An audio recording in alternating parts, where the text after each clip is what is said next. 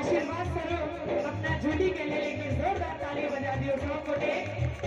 हम चाल छी यहाँ के, हम चाल छी यहाँ के, हमर कर, हम चाल छी यहाँ के, हमर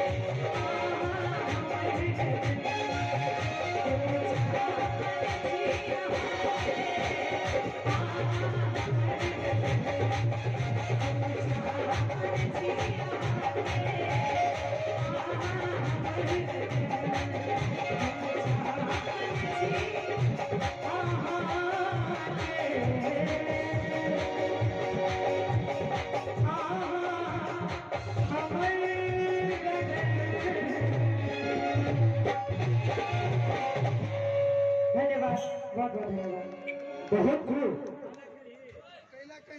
बहुत अब हम अरविंद सिंह जी तो आग्रह करबे जो मंच पर आवे और हमारे बेदीपट्टी के श्रोता है जो उठा वाला नहीं करते वो भर रात भोरक 8 बजे तक मंच पर बैठल रहती और देखते रहती।